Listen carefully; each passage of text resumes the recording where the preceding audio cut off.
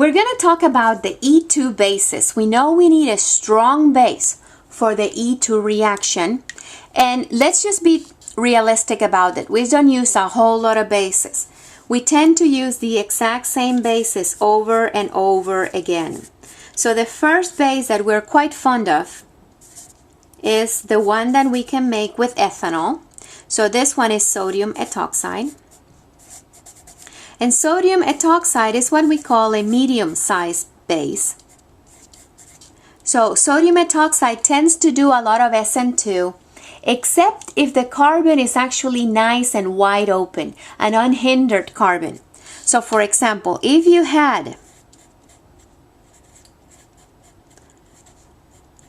ethyl bromide, then your sodium ethoxide is not going to do the E2.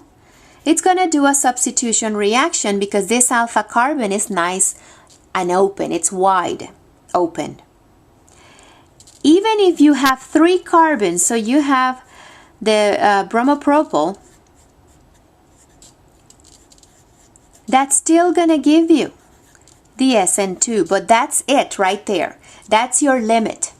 Any more carbons than 3 and your ethoxide is going to do the E2. So it's going to do SN2 with the ethyl bromide, with the propyl bromide, but it's going to do E2 with primary hindered, with secondaries and tertiaries. The other base that we do use quite a bit is a bulkier base, and it's the one that is the terbutyl group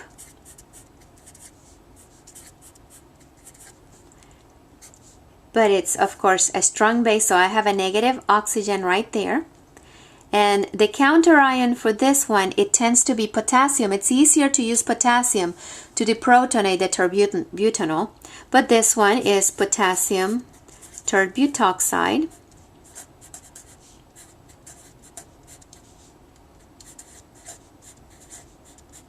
And this one, realistically speaking, is too hindered. It's too big, too bulky. That's what we call it. We call it too bulky. So it will do E2 eliminations. It will form double bonds more than it can ever actually do an SN2. It's too bulky for an SN2 reaction. So that's why the E2, it's a straight shot with the terbutoxide, but it's not such a straight shot with the sodium ethoxide.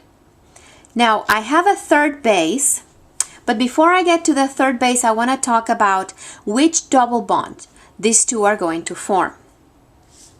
When you use the sodium ethoxide, this one is small enough to actually go to the inside beta carbon and grab the proton. So the ethoxide is going to form the more substituted double bond.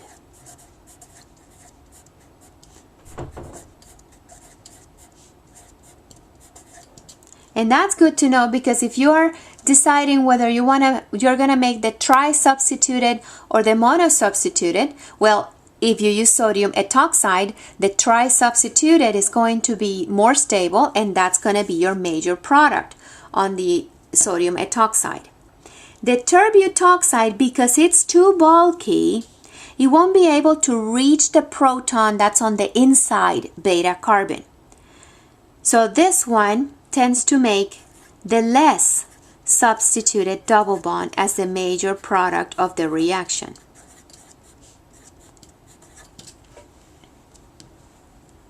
All right, one more base, and when we're using this base, you have to be careful because again, something is up. We're planning something against you. It's the small alkoxide with the methanol. So we deprotonate methanol, and that gives us sodium methoxide.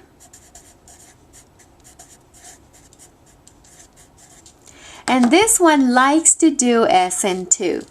So it can do an SN2 with primaries. It can do SN2 with secondaries.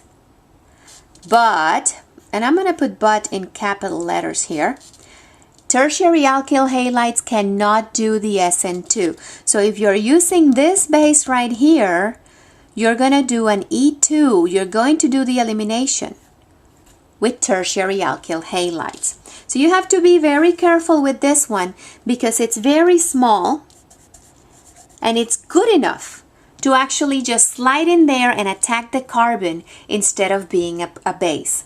So these are the three bases that you're going to have to watch out for. Most of the time we're going to be using these two right here. And you have to beware that the etoxide makes the more substituted double bond. The terbutoxide makes the less substituted double bond.